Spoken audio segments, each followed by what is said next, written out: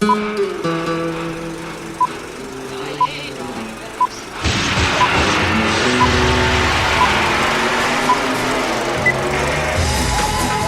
to the Reviews Without Remorse podcast with Joe and Dave.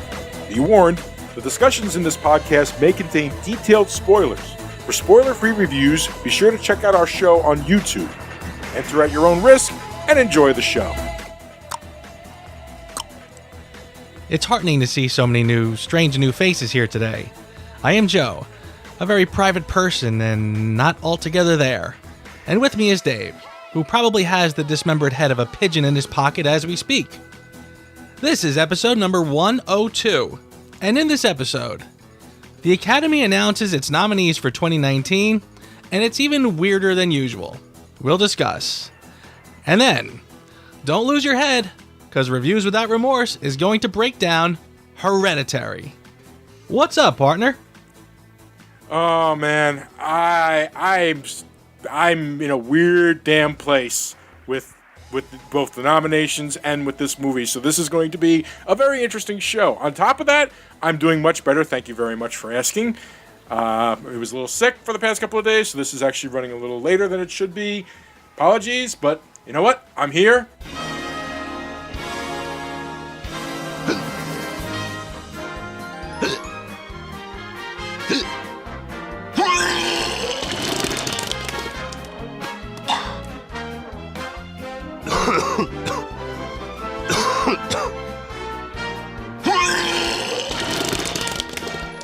The 2019 Oscar nominees are out, and, instead of the collective yawn that we kind of do, I'd say this time we are genuinely baffled by many things. But to start off, do you know they only chose 8 Best Picture nominees when they could have chosen 10?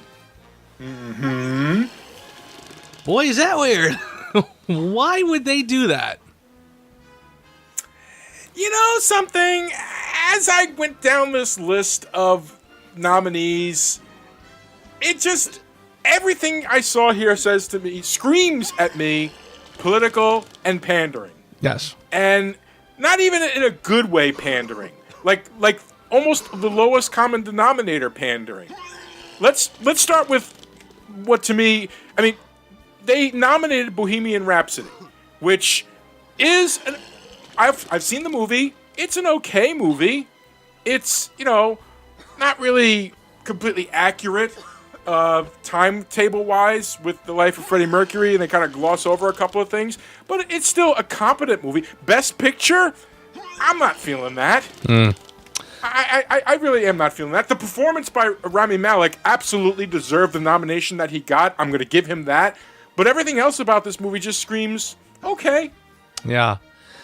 Yeah, I didn't see that one, but I've heard people say very similar things. They said, the end concert's great. I'm like, okay, fine.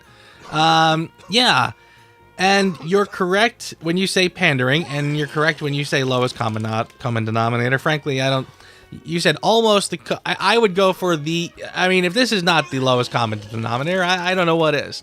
It is wildly pandering, and basically just pretty much everything on there has some sort of agenda, and whatever. I'm not expecting anything from the Academy at this point. Black Klansman, I couldn't even get through the whole thing. I thought it was just okay. I might give it another shot. It's a good flick. Don't get me wrong, but again, pandering. Yeah, I might give it another shot just because of this, and sit down with it again. But again, when I sat down the first time, nothing was grabbing me. Now, granted, this was sort of the end of the year. I was sort of playing catch up on movies I hadn't seen, and if it grabbed me in the first half an hour, I would run with it. This one didn't. So, but I'm sure it was fine. But it's not even so much that they chose this, but, okay, this is also Spike Lee, who did Do the Right Thing. Do the Right Thing is a masterpiece. 100%. I could recite every line from that movie. I've seen it so many times. That didn't get anything. So years later, well, I guess we sort of owe it to Spike Lee because he's doing a propaganda movie. Well, and maybe that's not 100% fair, but it's in there. Okay, But let's talk about the elephant in the room. And as comic book fans, it's hurtful that we have to actually bring this up. We want, ladies and gentlemen, we want there to be recognition of comic books as artistic movies of high quality caliber. And we extol the virtues of many comic book movies. And Joe and I both liked the picture that's coming up, but Best Picture? Well, first off, let me just say, I told you so. Yes, you did. Because I don't know. Rubbing the salt in the wounds right now. Well, hey, I mean, I don't even remember if we talked about this on air or not, but you and I had been back and forth. I told you this was going to be a Best Picture nominee. And you said, there's no way. How could they? Well, I'll tell you how they could. They wanted it to be recognized so badly that they tried to create a popular film category just for this, because even they knew it did not belong as a Best Picture nominee. But for some reason, people have latched onto this and will not let go. So yeah, there you go. So Black Panther, the best picture, one of the best pictures of the year. Come on, and they again, why did they only fill 8 slots? Like, how lazy can you get? You mean to tell me there's not 2 more movies that you could think of that warranted being on this list? That you basically just cut it off at 10, at 8, excuse me. So it's even weird. Like if you had all 10, you could even make the argument. Well, I mean, it's the 10th on the list, but no, it's the 8th. I don't know. And there were not two more movies on caliber with this movie. Yeah, listen. This is weird, and it's not just because I mean again, like you and I would agree. Not only is this not a Best Picture worthy film, it's not even the best comic book movie ever. It's not even the best comic book movie this year. So no, certainly not. Yeah, and I'm not even advocating that Avengers and Infinity War should be in the Best Picture list. I'm not even advocating for that. I love the movie, but even I am learned enough to know, no, not necessarily Best Picture. It's an achievement. It's an amazing achievement, but for the caliber of movies that should be in Best Picture, it doesn't deserve it. Listen, I wouldn't even mind if they put Infinity War up there. I would have acknowledged that finally there was a film that was so layered, so nuanced, so complex that it finally got the attention of the Academy. Black Panther is not that. Black Panther is a retread of films we saw before. I heard one reviewer say Black Panther and Aquaman are essentially the same movie. And I'm hard-pressed. I am hard-pressed to argue with that.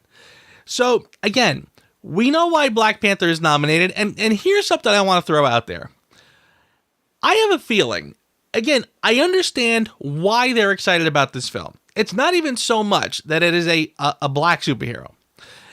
It's the kind of rewriting of history. It's the sort of what-if scenario. What if an African country was left alone to thrive and succeed with the help of a magic space rock, but still. Okay, and people are kind of getting into that, and I don't really want to sort of piss on people's parade. However, I kind of worry that there's going to be a little bit of a hangover effect from this.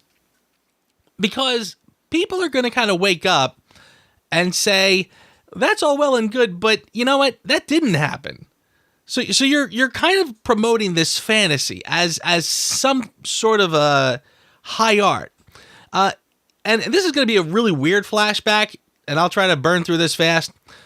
It's 1985. Rambo Part 2 comes out. Okay? It is a blockbuster action movie, and it kind of playfully straddles the line between tongue-in-cheek pseudo-patriotism and actual patriotism. It's the kind of thing that a kid like me is going to get very into, and a lot of people did. It was so popular that not only did it spawn other films of that kind, but it actually did sort of have a reawakening of the forgotten Vietnam veteran. And there were actually some some things that happened around that time. There was actually they tried to put together some sort of a benefit, like the official welcome home of the veterans, because you never got one back then. I remember this, like John Ritter hosted this, and, it was kind of, again, God bless the people who tried, but it had a weird feeling to it. And I remember hearing a little backlash saying, you know what? I don't know where you people were before it got trendy, before the Vietnam War got trendy and popular, but you know what? F off. I want no part of it. I'm kind of wondering if there's going to be sort of a backlash from Black Panther. When people start to realize, like, you're kind of propping up something for being, I don't even know what the right word exactly is, but again, it didn't happen that way. And you're kind of propping this up like it's some sort of a movement, when it's really not. It's just kind of an okay comic book movie. So, I don't know. Like I said, I just kind of wonder. I wonder if down the road they might regret this. But anyway, I think only if it wins. It's to me it's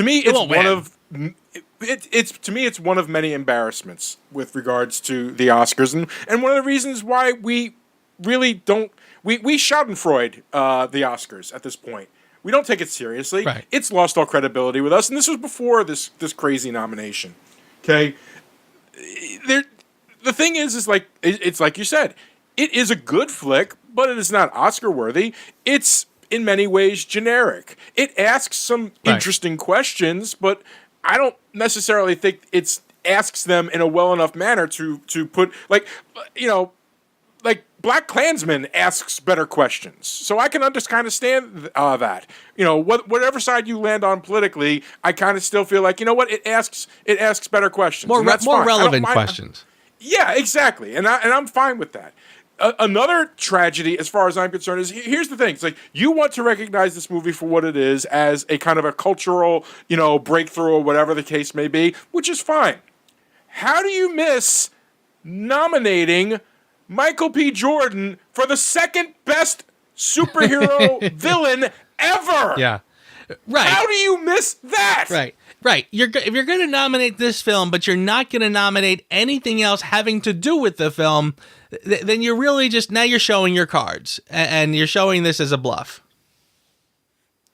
That infuriated me. When I saw it was nominated, I was like, oh, you got to be kidding me. And then when I saw that Michael P. Jordan didn't get his nomination, I was like, what is wrong with you? How that this man gave nuance and credibility to a character, unlike he outdid the movie is called Black Panther. As far as I was concerned, it should have been called Killmonger, because he was kind of the best part. Yeah. He was the best developed character in that movie, and he played it perfectly. And he doesn't get a nomination? Screw you, Academy. Yeah. Right. I mean, honestly, there are so many great performances across the board, frankly, that Toni Collette, for the film that we are about to discuss. Really. And I'm agreeing with you on that one as well. Oh, that to me is a kick in the crotch, because she was spectacular in that film. Another wild omission. No Mr. Rogers? Are you serious? When I pointed this out to you, I have to say this to the audience, because when we were first talking about this topic, I said, wow, we were saying when they went through the nominees of the best documentaries, the nominees are Of Fathers and Sons, which is the story about an Islamist family in the devastated country. It's like, yeah, that's Oscar bait. Then you've got Minding the Gap, which is about three young men bonding together, and in a freaking low income town in a ghetto style thing. It's like, yep, there we go. That's Oscar bait right there. Hale County, this evening, another story about race in a southern town. Free Solo, about a guy climbing El Capitan. Now, from what I understand, beautiful cinematography. I don't necessarily know worth the movie. And lastly, RBG, which we kind of just agreed this is going to be the winner. Yeah. RBG, which is the biography of Ruth Bader Ginsburg. Whether you like her or not, I thought the movie was actually pretty good. But whether you like her or not, I thought it was pretty good. But the omission of Won't You Be My Neighbor. This is an extremely highly well reviewed. If you look at the Internet Movie Database ratings for this movie, it is the highest rated, both critically and user-wise, of any of these movies that I just mentioned. I just went through all of them through IMDb. It is the high, not even a nomination. Why? Because it was a religious white man? I'm saying it. I am absolutely saying it. Yeah. I'm not one of those people that believes, oh, everybody's against this and so on and so on. But this just feels so egregious. You know? Yeah. A man who gave hope. A man who was just genuinely a good person, who never threw religion in your face, just was like, listen to kids. Talk to your kids. Tell your kids it's okay to feel and to be. Oh my God. The exact type of message that could avoid maybe all these racist sons of bitches in the world, and you don't even give him his goddamn day in court. Screw you, Academy. To me, as bad as the Black Panther thing is, missing this is a billion times worse. I couldn't agree more, and I'm kind of glad you said it. It really is getting to where, again, they don't play their cards even mildly close to their vest. The agenda is it's a slap in the face at this point. Like, I mean, guys, come on. Like pretend you actually care about the films. Pretend that you care about the substance of what film is. I mean, it is so frustrating because we are living in a world where everything is political. You can't get refuge anywhere. You can't even buy a Gillette razor anymore without getting slapped across the face with that message. Where do you turn these days? It's just everywhere. You can't get a break from it. And you would think the last refuge anywhere is in movies. I just want to go to the movies, buy popcorn, and have a good time. But again, it's just every single solitary thing has to be a political agenda. Disappointing is putting it mildly. Infuriating. And in fact, and this is my final say on the matter. Okay? I don't want to cover it anymore. It's too infuriating. There is no substance to be had from the Oscars anymore. It's done. It's over. Yeah. Either we have grown past it, which is possible, or they're the ones that just are playing the fellow kids game too much that it's just become infuriating. Yeah, I mean, I'm hard pressed to argue with that. I mean, honestly, I don't know. That is, I mean, last year was the first year. I'm pretty sure, was it last year or the year before? I guess it was 2 years ago, actually. I finally said, I'm not even going to watch it. I mean, I would normally just sort of keep it on the background. It was already it was getting to where I could sit there with the bingo card and be like, racism, check. Sexism, yes. The environment, check. Everybody in there who had to make their speech about some political topic, you could just, play bingo. I mean, it was already getting infuriating. Once Trump got in, I said, that's no way. I can't sit through 3 solid hours of everyone going up there and bashing Trump. And again, I'm even if you don't like him, it's repetitive and boring. So yeah, I just finally said I can't watch it anymore. To not actually even cover it and pretend it's not even there. I mean, these are the Oscars. We'll talk about it, but yeah, I'm with you 100% that it is shockingly, it's beyond disappointing. It is literally just like a fish, like somebody slapped you across the face with a fish. It's so annoying. Yeah, who knows? It's a disgrace. It is an absolute disgrace. So I could care less at this point. I want to discuss things that advance movies.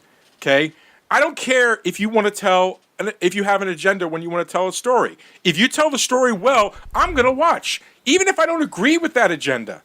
I don't care about that. I care about the art, and part of the art is imbuing part of how you feel about it. So fine, show me, convince me. Maybe I don't believe this particular political thing. Fine, Tell me your story. Tell it well enough, and I'll give you your day in court. Yeah. I don't give a crap if you're left, right, center, upside down, left. If you like you worship trees. I don't care about any of that. Tell your story as to why you worship trees well, and I'll listen. I'm with you. Let's put this sucker to bed. It really is just a massive disappointment, and you know what, Academy? I think you've outlived your usefulness. She isn't gone.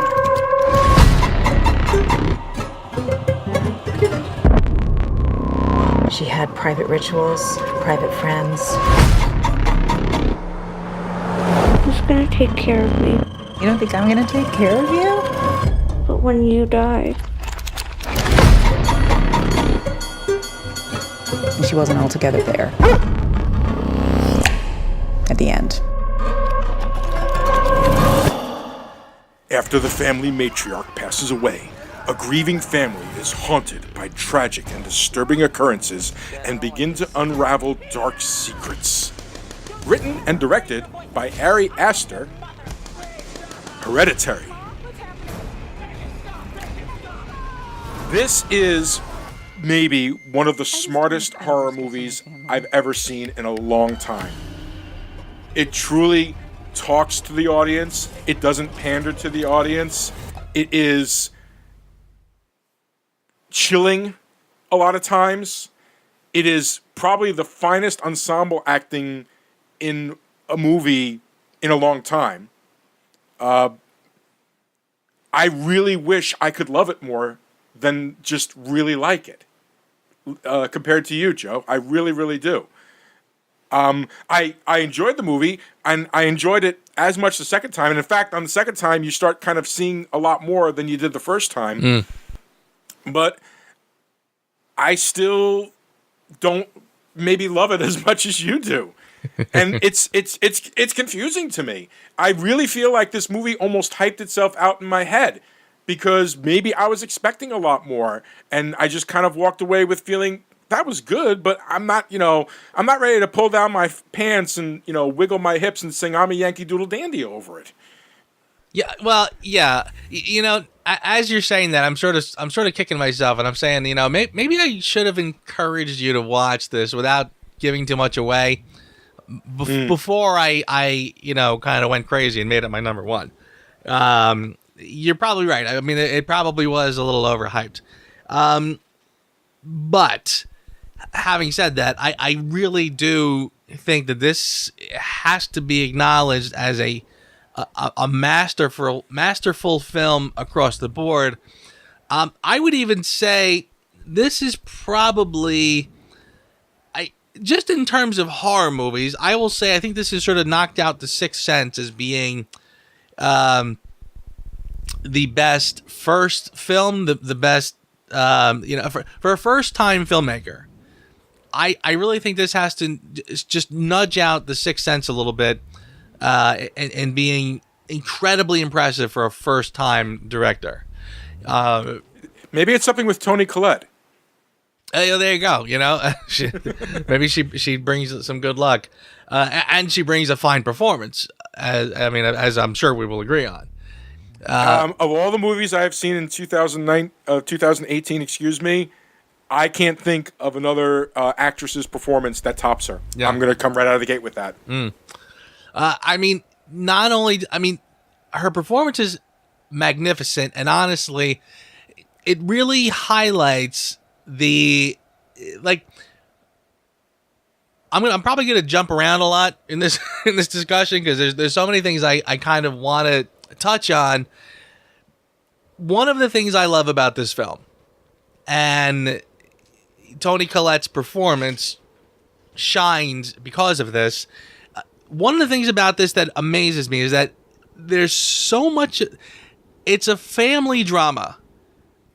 I kind of feel like this is as much a family drama as any other type of, just a straight family drama as you can think of. Mm-hmm. I mean, like the conversation, the arguing across the dinner table. Wow, is that strong? Powerful stuff. Absolutely. And fleshed out and real compared to the situation. Everything that there you. I hate to interrupt you, but I'm just going to say here, there isn't a moment of dialogue that ever rang false with the information that came earlier in the movie. Agreed.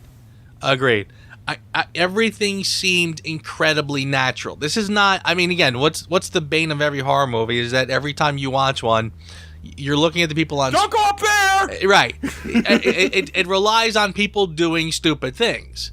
I mean, it's one of the oldest horror tropes ever. This one is not like that at all. It really. I think everyone in it is doing correct things for correct reasons.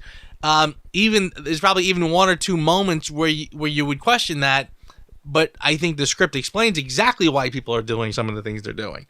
I mean, yeah, I really do find that this is a throwback to films like The Shining, Rosemary's Baby, The Exorcist. I mean, I can almost feel, and I don't find it to be at all derivative. Meaning, like, I don't think there's anything in this movie that is done to homage these movies or to pay tribute or to lift from. I kind of feel like this film is its own unique animal. I mean, there were other films like it that would sort of fall in this genre, like Rosemary's Baby, etc. But again, I think this one does it so wholly uniquely, but still it thrives for the same reason that those films did.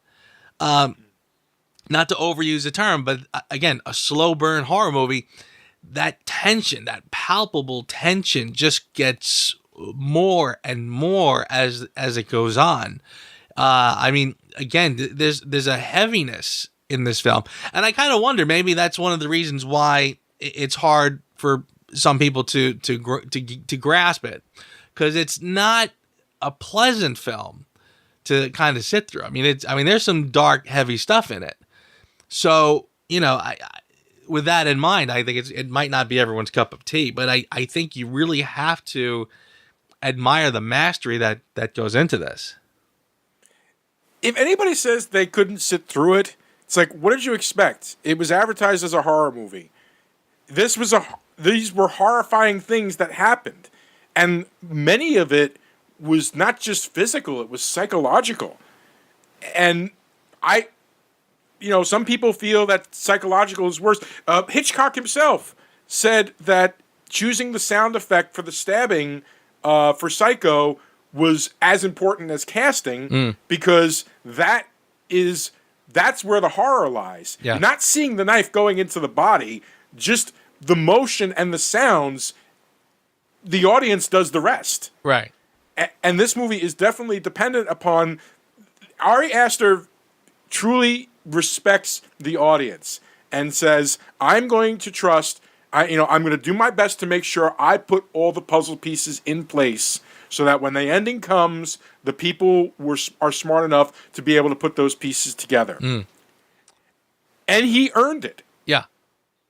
I feel that he definitely earned it. There's really not a lot of question that I have with regard to the plot. Is it out there? Does it have moments of, hey, how does this happen? Oh, magic, black magic, don't question it. Yeah, fine. But, that's a conceit that you walk into a horror movie with.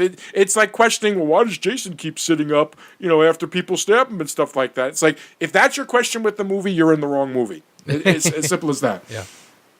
But weirdly, they still kind of earned even the ridiculous parts of it. There's and by the way, in case anybody's wondering, we're going to get into spoilers. So just know that Joe and I both say you should see it. Joe's probably just a little more passionate about it than I am, but as the show plays out, we'll see how that goes. I always give a number before I start reviewing with Joe, but that number is never set in stone. As the conversation goes over, I might go up, I might go down. Who knows? But we both like the movie. We both recommend the movie. We think it's an astounding achievement in the horror genre and should be lifted up as an example of what horror should be, not the crap that we've been getting for the past 5 years. Now, that aside, let's get into the spoilers. Sounds good. Like there's a scene where a big event happens, and it's near the end of the movie, where Toni Collette is just kind of like hanging out in her son's room on the wall. There's no real explanation for that. There's no sense to that. But it worked. It still worked. And then, like, he's getting up and he's like, hey, is there something behind me? And he goes to look behind me, and she just kind of, like, crawls away on the side of the wall. Well, Yeah. again, makes no sense, but who the hell cares? At that point, it kind of feels like they've earned it, that craziness to that point. Like, the whole movie is so grounded in like, reality that when the switch finally gets hit, and even then, they don't, like, just completely flip the switch. They kind of just slowly dim the lights. You know, like how you have these switches nowadays, where instead of just on or off, you can kind of slowly dim the lights. The beauty of this movie is they don't. Every single scene builds up to the next scene. You know, when she does the seance of sorts to bring back when the friend Joni tries to bring back the grandson. And it's really the first time that something outwardly supernatural actually happens in the movie. You know, the hearing the sounds of the girls, you know, every once in a while, you could attribute that to, like, the telltale heart. You know, it's just, that's guilt more than anything else. Seeing the shadows of things that you think look like your dead mother or your dead sister and the head rolling and stuff like that, you can attribute to, you know, the horrifying way that, you know, she was taken. The first truly supernatural moment in the movie happens when that glass moves. And man, Colette just played that so beautifully. Yeah. Like, you know, this, like, reserved horror, like, you know, like, wait a minute. And, like, you could, like, see her eyes trying to figure out, how did she do that? Yeah. But that's the thing. That's the degrees. That's, like, the first moment that the light goes a little low. And it's probably purposefully done by Astor that the scene happens in near complete blackness. That is the turning point of the movie. And then as it goes along, the other little steps, the book starting to draw in it, the fact that when she threw the book on the fire, it starts burning a part of her, just a little dimmer, a little dimmer, a little dimmer, until finally when she throws the book in the fire and the husband just bursts in the frickin' flames, that's like, darkness, we're in. Yeah. Right. You know, right. And I that's like the moment where, like, that's it. We're here. One of the things I really loved about this film, and this is sort of I find this to be a pattern, meaning, like, you know, when this appears in other movies, they tend to end up on my favorite list. There's a sense that you never really know for sure if what you're seeing is legit happening. Is it really supernatural, or is it in the mind of Toni Collette? And again, one of the things, or Peter, it could be in Peter's mind as well. Maybe possibly, but I think I mean, Toni Collette's character is the one that's really having the breakdown. That is true. I mean, one of the things that I like right out of the gate is the title of the film alone. It suggests to you that this could either be something that is supernatural, or is the hereditariness, is this just some sort of mental illness, some insanity that is literally passed down? Because there's a lot of talk in the film. I mean, again, the relationship with the mother is messed up. She says that right in the opening eulogy at the funeral. You take one look at the daughter and you kind of go, okay, something's off with the daughter. And again, I love it's so well done, because again, I feel like every time I use the word subverting expectations, it's usually a negative, but this movie does that, because again, it sets you up like, is this just about mental illness and depression? Is this something that is handed down from generation to generation? I mean, we have 3 generations of the females in this family represented in this film, or is it something else? So, and I love that. And the other subversion of expectations, again, you get the sense, and I loved the trailers were great with this, because the sense you get is that the daughter is going to be it's going to be like a creepy, the daughter's going to be possessed and be creepy or whatever. Like, you thought it was all going to be about her. Well, you find out early on, not really. That was a wild shock. I mean, I kind of feel like when that happened, I was stunned. And again, that scene, and I kind of feel like I'm fast forwarding to one of the high points of this film. But the car accident where the daughter is killed, when that happens, when the car just stops and doesn't move, when the son is sitting in the car frozen, and it's for something like a minute that he's literally just frozen and can't move. I mean, that's the moment where you realize it's like, how long was it before you realized you hadn't taken a breath when you're watching this? Or how long was it until you realized that your fists are clenched and you had to let them go? I mean, that was such an intense scene. And again, so spot on accurate, I think. Like a lesser movie, there would have been an accident and somebody would have jumped out. Oh my God, what happened? Then they run back and oh my God, this is terrible. No. This was so much better. And so, I mean, seriously, I was frozen when that happened. When I watched that the first time, I was like just in shock. And I swear to you, like I didn't take a breath. My fists were clenched. I just could not believe what just happened. Almost like you were having an anaphylactic shock reaction, wasn't it? There you go. That scene was a standout moment in a movie that actually has a lot of standout moments. The fact that they let the scene play as the shock is growing on Peter's face as to what just happened. The fact that even the way it was edited was so masterfully done that when the reveal happens that it actually took her head off, I hadn't even thought that had happened until the reveal happened. And that just like added to the horror. Yeah. It's like you saw the head hit and it cut away really, really quick. It didn't really linger. It didn't really show anything. It focused on Peter and his growing horror and his realization of what just happened and just like, okay.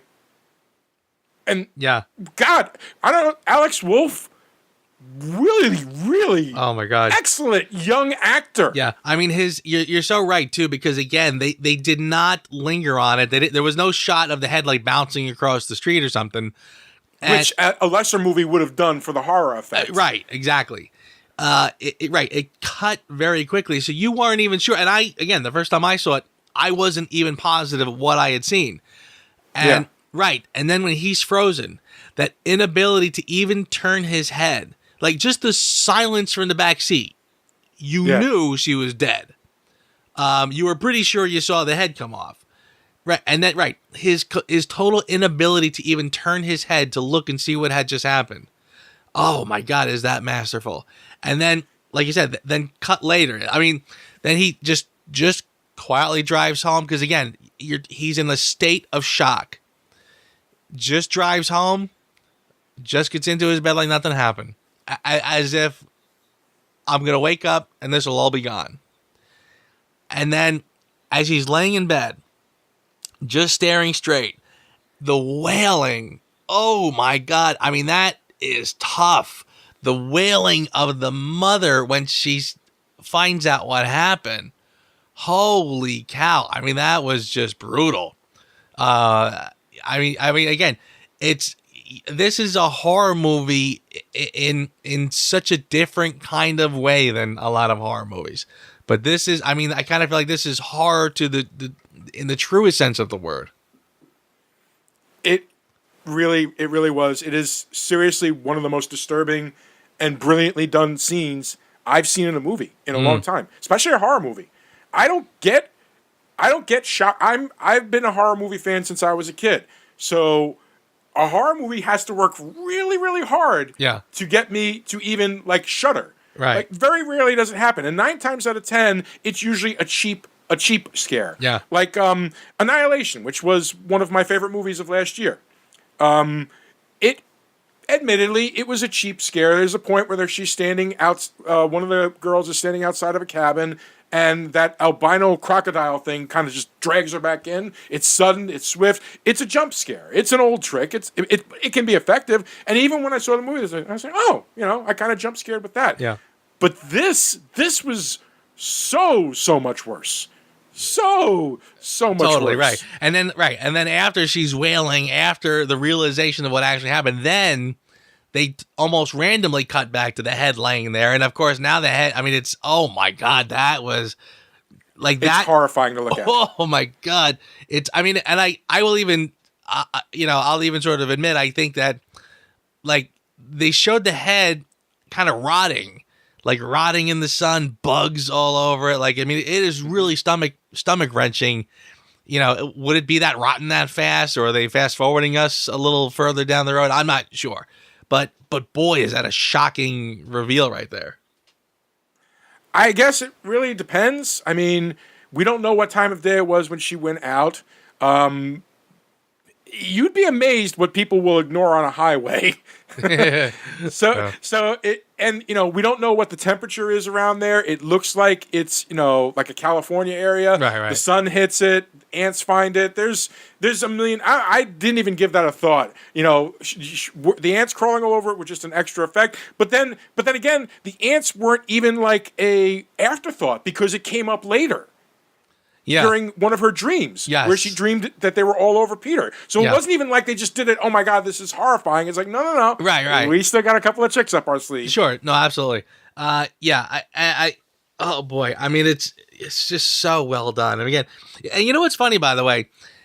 As we're talking too, I'm kind of reminded that last year around this time, we were reviewing Mother, which was another one wildly high on my top 10. I'm pretty sure it was my number 2, which I think, again, probably blew you out of the water. And I mean, and that was another one that was so dark. I literally told my girlfriend, I don't want you watching this because it was kind of that disturbing. And, to the point we actually got into a little discussion, well, if it's so disturbing, then why do you like it? Like she's looking at me like I'm some sort of a weirdo. I'm like, yeah, I know. But honestly, the way these films are kind of, it's hard to explain, but after a while, it takes a lot to really kind of reach in and grab you by the stomach, to really give you a gut punch. Because I mean, again, years and years and years of watching movie, watching Sally Field in a graveyard screaming and crying because her daughter's dead. Well, it's not, that's not really going to do it for me. But something like this, where the filmmaker really understands his craft and understands what will unnerve you to the point, I mean, it takes a lot for you to have such a visceral experience watching a film.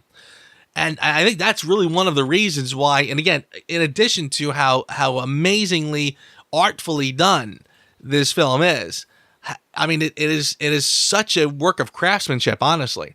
But it's really that kind of his ability to just reach into your stomach and kind of grab you in a way that you kind of haven't been grabbed in a long time.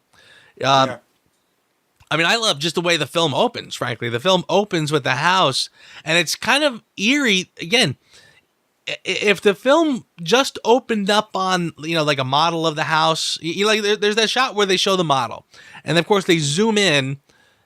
And all of a sudden the model becomes like the actual room that they're actually in, which almost feels like they're sort of living in the model. But again, it didn't just sort of start out on the thing. Like it gave you the actual house and the actual layout of where they live. Then it goes into the model. So it sort of had that added effect of like, well, why did you go to all the trouble to show us the whole house, then zoom in on the model and put the people in the model? I mean, you could almost argue that was gratuitous, but no. This whole thing, this whole movie is about the idea that they are being manipulated by outside forces, that there is somebody looking in on their lives the entire time. And they bookended as well. The last shot is a pullback of the treehouse that looks almost exactly like something that the mother would have designed. Yes, right. Like this is all some sort of a weird little model. Totally. So yeah, that whole thing was masterful too.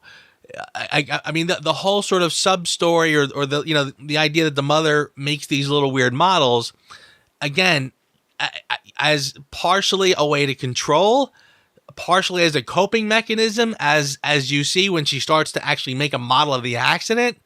I mean, that to me was, that was an interesting. I love the expression of the husband when he walks in, and he's horrified and disgusted. Like, are you serious? Why would you do this? Like, your son is going to be, how do you think he's going to feel when he sees this? And she's just sort of like so aloof, like, what are you talking about? She goes, this is a neutral look at the accident. But the husband, again, the husband is sort of like this overlooked character, but he is kind of our, we're taking the journey with him because he seems like the only person in the whole film that is just kind of a normal guy trying to just sort of live. Yeah. And kudos on Gabriel Byrne for another great performance. This movie is just rife with great performances. Yes. I got to bring this up because you mentioned about the mother and the grandmother and stuff like that. This is something that the second time I went through it was like, you know what? Amazing. They hired an actress to play the dead mother. And you only see her in pictures. Yeah. And you only hear people talk about her. Yet by the end of the movie, you feel like you know her story. Yeah. They told it in just the relationship with Joni, just seeing the pictures. The one shot is like, what do we need to know about this mother with regards to how she was with the daughter? And there was this one shot where Toni Collette turns around this model that she built of the day that Charlie was born, and she's breastfeeding Charlie, and there's the mother like exposing her breast to feed the child as well. It's like, holy smokes! Like 5 seconds, everything you need to know about the mother is right there. Yeah. Yes. I mean, that is so brilliant too. Again, it does have that kind of Sixth Sense rewatchability where you go back again and go, oh yeah, there's that. And oh yeah, there's that. I mean, the clues are there. I mean, again, it's funny. We just reviewed Glass last week and one of the many reasons why we couldn't stand it, but this might have been one of the biggest, is that at the last second, he pulls out some weird underground society who no. If you're going to pull one of those kind of twists, you have to give us clues. You have to make it so that as we're watching, we're kind of slapping ourselves in the head going, oh my God, I can't believe I didn't catch that. Yeah, like the reveal of Mr. Glass at the end of Unbreakable. That was an earned reveal. Or the Sixth Sense. When you watch The Sixth Sense and you go back, and again, we've seen all the documentaries about how the color red shows up at all the weird moments. It all made sense. And the word we're looking for is earned. It feels like it was earned, and it feels like, again, as the viewer, you're like, oh yeah. So, I can think of so many movies where they tried to jam in this like twist, like, if it's like a whodunit, and all of a sudden, like at the end, it's like the least likely person. Well, you didn't see that coming. No, I didn't, because it's stupid. So here, when you watch it and you start to put the clues together, it's like, holy cow. Even when the supernatural, again, you mentioned the part where they do the seance, and when the glass moves, you said that was the first genuine supernatural moment in the film. But as the viewer, you're still saying to yourself, like, can this be explained away? Again, did I see supernatural, or am I looking at two Looney Tunes who pushed the glass, or am I watching a huckster who moved the glass on purpose somehow? So at that point, you don't know. But yeah, once you start to understand the actual, as far as I'm concerned, the supernatural parts, even when the husband caught fire, I've seen a lot of people reviewing the movie where they sort of say that's the moment when you know this is really happening the way that she's describing. Because again, even Gabriel Byrne is making a pretty damn convincing case. Like when he goes up to the attic, and the dead corpse is up there, you hear him yell, right? Now, even up until then, I'm watching this and I'm saying to myself, for all I know, there's nothing in the attic. Like, I'm wondering, did she go into the attic and now she's starting to hallucinate and see things that are not there? Is she going crazy? Because Gabriel Byrne seems to think so. He seems to think that she's just Looney Tunes and this is all in her head. So, right. They allude to earlier in the movie that the mother had DID, yes, and the brother committing suicide. So so there's the heredity aspect of insanity. Right. This is running in the family. Right, exactly. Is this film about genuine supernatural things happening, or is this an illustration or an exercise in mental illness and insanity? Are we watching somebody slowly go insane? And again, Gabriel Byrne, I think they allude in the movie that he was actually, he's a therapist, and I think he was her therapist, and that's how they met. So that's not dicey. Right. Well, right. So he's looking at this through the eyes of a clinician, of a therapist, of a psychiatrist. So yeah, his inclination is that she's going batshit crazy. But again, once she goes into the attic, I'm not even sure yet. Is she actually seeing something that's there, or is she going crazy? Well, once he goes into the attic, he screams, right? He comes down, he's horrified. So now I'm saying, okay, well, at least I know there's something there. So that's something. But then he says to her, he looks at her like she's still rambling on, and he's just staring at her in disbelief. And then he goes, you desecrated her grave. You did that. You brought her back here.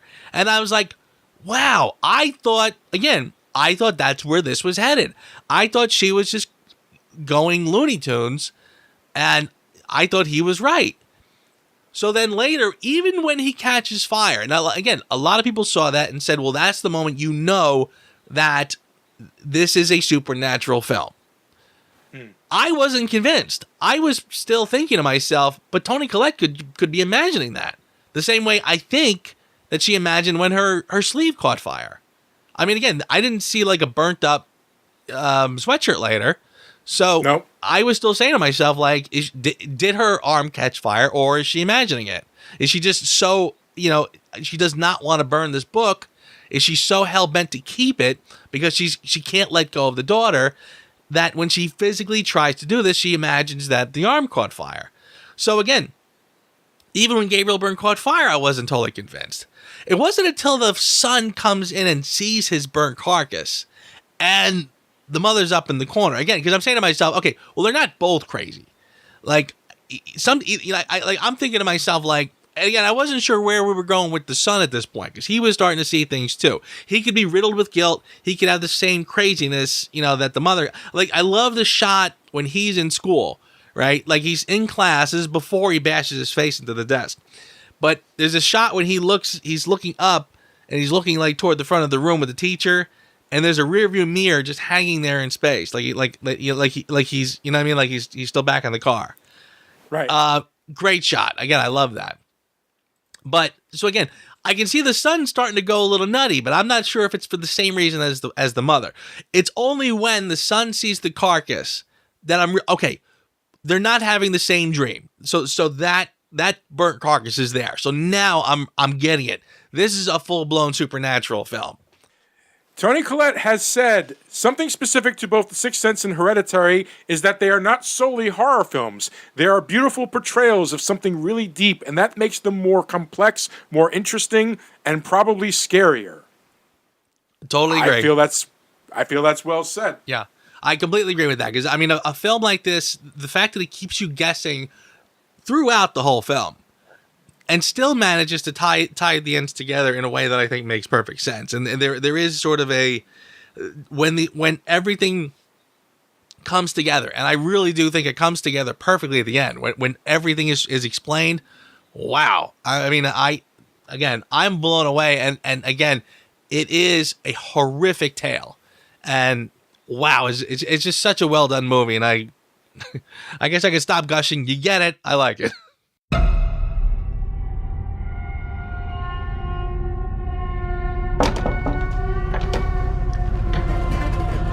Come on, Peter. Let's just do it.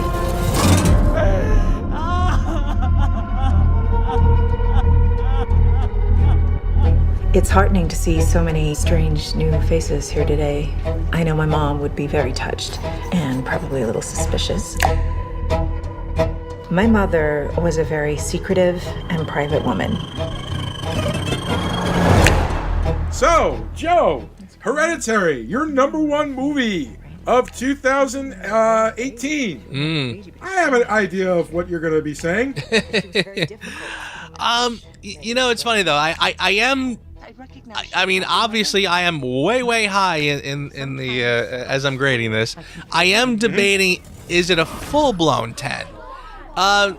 There's a part of me that is really kind of toying with the idea of just kind of calling it a high 9. Because again, I save my 10s for some super duper classics, boy. But you know what? I gotta tell you, as far as horror movies go, and when you talk about, I mean, I am legitimately saying that this film belongs. If you have a shelf in your living room dedicated to the great horror classics, and again, if you have The Shining, The Exorcist, Rosemary's Baby, I mean, like the top tier, this belongs next to it. I unflinchingly say this belongs right there. So I am going to go for it, and I'm going to give this a 10. Because, again, there is literally nothing in this film that I can honestly say, you know what? Yeah, I would have done that differently. I don't have one. I really don't. So, oh, by the way, and you didn't like the score. Well, first of all, you're not alone, because I did read some reviews, and I did see that mention that people... But I, for the life of me, didn't pick up on it. I watched it again. I was listening for the score. I loved it. I mean, it was that slow kind of hum that just creeps you out. I thought it was all pretty good. I'm not sure if there was a specific point you were thinking about, but anyway, there you go. I'm giving it a 9, my friend. What do you say? Wait. Did I just say 9? I'm giving it a 10. Yeah. That's all right. I'll fix it in post. All right, a 10. I'm not surprised, and I am going to be unapologetic as I give it an 8. I really enjoy this movie. I want everybody to be clear about that. It is an excellent movie. It is probably one of the best horror movies to come out since, honestly, I can't remember. I think like my last like all-time favorite horror movie was probably from the 80s, The Thing. John Carpenter's The Thing. You know, that's like, and if you haven't seen that, you need to see that, but that's another story. I did have a problem with the music, as you pointed out. I did find it to be overwhelming at times. I kind of felt like it was a weird mix for me. But you know what? I'm going to get to that more in a little bit. Because guess what? That's my Who Asked You. It is an exceptional movie. It is a wonderfully written and performed and directed movie. It is. It absolutely positively is. I just could not, even the second time around, I tried the second time around to say, you know what, maybe I'm misremembering the music. Maybe it wasn't as bad. No, there were moments where the music was used perfectly.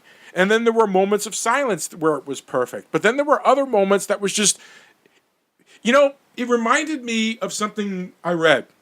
John Carpenter basically said that the original cut of Halloween was not scary. It wasn't until they added the music that it really came to life. And honestly, he's got a point. It really isn't that scary a movie. The music is what really helps that movie get to where it is. And I kind of feel like Ari Aster wanted something similar here. And for a guy who, for most of the movie, he trusted the audience, I feel like the overuse of the music was a huge misstep. You know what? We might as well just get right into my Who Asked You, because we're in it anyway. All right, go ahead. Yeah, this is my Who Asked You. The movie is subtle in its storytelling. It's never in your face. It puts it there for the audience. All you have to do is watch. Okay? Watch and listen. He doesn't spoon feed a lot of dialogue to you, you know, tiny moments of dialogue, but most of it is told in a visual way. Okay?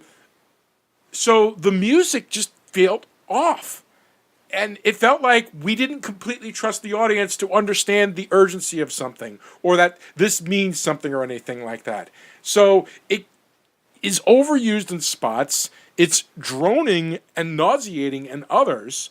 And I kind of welcomed its absence and enjoyed the movie more during the quiet than I did when it was there. Like, literally, when the music would start up again, I'd be like, oh, God. The only exception, the only part in the movie where the music worked for me was the car accident. That was the perfect music for that scene. It was perfectly edited. That must have been like the key scene for this director, because that scene is a masterpiece in this movie. And this movie is a goddamn masterpiece. So and even that scene is the only scene where when the music is used, it worked for me. More so because then when the music stops and you're just left with Peter's reaction, That's it just chilling silence, yeah. exactly. That just reminded me more that sometimes the lack of music is better. And it's hard for me. It's hard for me to ding the movie for this. It almost feels nitpicky, but if I'm gonna praise the movie, I do have to point out its flaws. And while I really, even during the second time, while I really had a hard time trying to find anything with the movie itself that was flawed, to me the music was it. I couldn't get past it. I tried. And it's one of the reasons why I gave it the number I did and why it didn't make my top 10. Because at the time, it just hit me wrong. Maybe it's just something in my brain, the way it goes, wong, wong, wong, wong, wong, wong, wong, wong. Just maybe it's something in my brain that just doesn't work. See, and it's funny, too, because, I think this is where one of those cases where I'll just chalk it up and say I think different people will react to different things differently. I liked it. I liked that because honestly, I kind of felt like it was basically essentially a heartbeat. It almost worked for the same reason. Remember Dunkirk? Oh yeah, remember the music in that sound? Yeah. That heart beating, clock ticking, very anxious kind of music. I kind of feel like this was kind of the same idea. Right, but this was so bassy and so like in your face, it was overwhelming, I felt. Whereas in Dunkirk, I thought it was done in a subtle manner that it wasn't until like halfway in the movie that I even realized, holy smokes, I've been hearing this sound the entire time and didn't even realize how it increases as things get more and more tense. This is going to sound really weird, but check your speakers. Because honestly, and again, I'm not being funny or smart ass. Like maybe it could be your surround setup because honestly, I felt like the music was so subtle, I barely noticed it. I honestly, even the second time around when I was kind of looking for it because you pointed it out, I really didn't. I didn't find it. Not only did I find it not overbearing, but I found it to be very subtle. So I watched it first on my TV. No surround sound, just a regular TV. And the second time I watched it with headphones. So maybe the headphones definitely could have, caused part of it. And again, like I said, you're not the only person that I've heard say that. So I'm not kind of discounting what you're saying. But again, it could just be me. I found it to be really subtle. But like I said, you're not the only one. So there's something to it. Yeah. But that's really the only thing I have to complain about. I really enjoy the movie. But for your consideration, Joe. I have a hunch we're both going to say the same thing. So I will just sort of start out and say, before I get to my for your consideration, I really do want to just sort of highlight the entire, again, I find that the script, the craftsmanship, all of the performances are amazing. The script is airtight. I find all of it to be so well done, so unnerving. Even the setting, I believe they filmed this in Utah, next to the mountains, and I think that is a great setting for this film. They went to a lot of trouble to build sets. That house, I believe, was all built. The sets were built with like walls that would move around so they could get the camera where they wanted, which again lends to that being stuck in a dollhouse effect. Everything about this, and it really is a shock to me that this is a first-time director. So I really have to just hand it to all the parties involved across the board. I think this is a masterfully done film. However, if there's one thing that shines and stands out, should we say it together? Toni Collette? Toni Collette. Actually, not my for your consideration, but go on. Really? Okay. Yeah. I mean, again, how do you not watch this performance and just be mesmerized by it? And again, to even call this like a horror movie performance is so dismissive because again, I feel like this performance is at least as good as anything I've seen in your more typical family dramas. I would put this performance way up there with some Oscar-winning performances. And again, does she get robbed as far as I'm concerned. But she not only does just the horror, the desperation, all of that is conveyed, but then when she has to switch to just full-blown Looney Tunes possessed craziness, unflinchingly does she do it. There's no moment where you're not completely and thoroughly convinced. So yeah, Toni Collette, boy, does she get it from me. Dude, she was definitely going to get a shout out from me for your consideration. In fact, there isn't really anybody I can ding save for the music by Colin Stewart, I think his name is. He would be the only one that doesn't get it. Everything about this movie just works.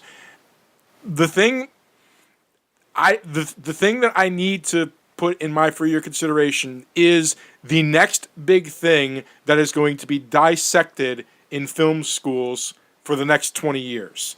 And that is the build-up to the car accident. Starting with when the car drives by and the camera freezes for a moment on the light pole, to the chopping of the nuts as the girls make the cake, to the entire interaction throughout their party, to the desperate music as he's realizing what's happening and he's trying to get her and she's clawing and desperate to breathe, to the absolute stunning silence, to the editing, to the acting. That entire scene is a masterwork of directing, editing, acting.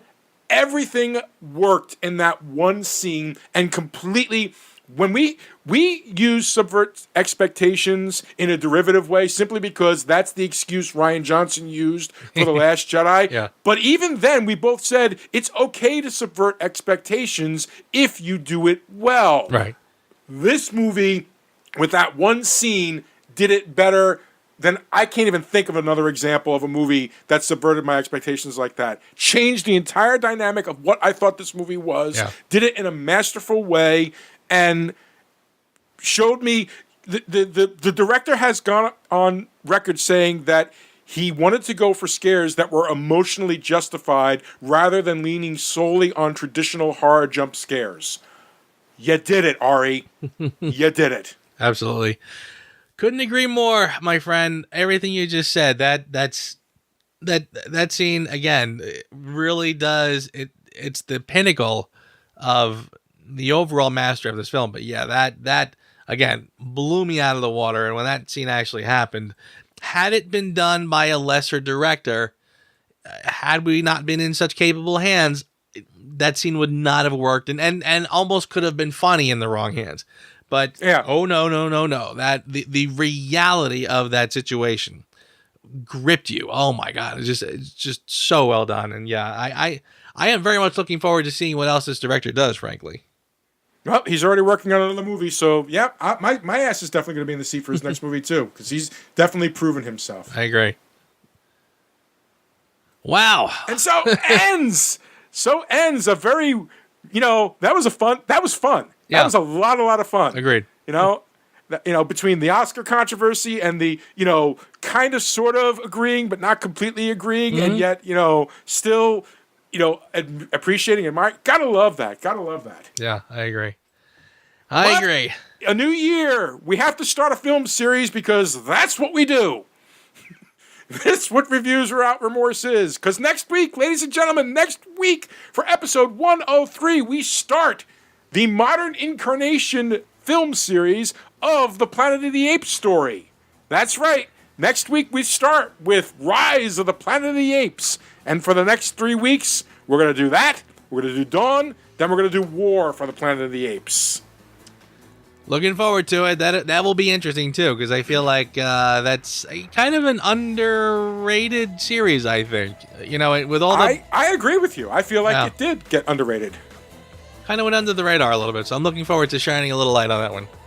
I'm very much looking forward to it. We actually have a very busy next couple of weeks, ladies and gentlemen. You know, We do. So we have filled out our calendar pretty well. We've got like one gap in our calendar right now, but that's not till September. We'll worry about that then. Yeah. All right, excellent show, dude. Thanks for putting up with my illness. I appreciate it. Anytime, my friend. And again, another great discussion, and I will see you here next week. All right, next week. Good night, everybody. See you next time.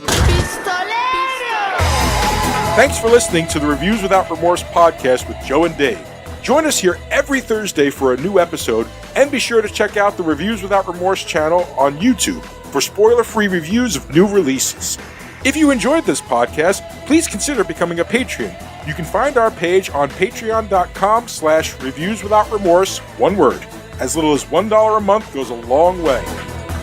All clips in this podcast are for commentary and critique and is considered fair use.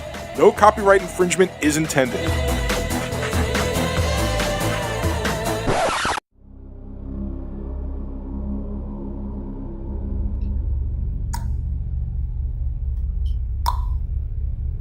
I heard people are clucking during my film. Now we have to add clucking to the list of things people can't do in theaters. No talking, texting, or clucking at an Alamo Draft House. My family has special ways of dealing with people like you.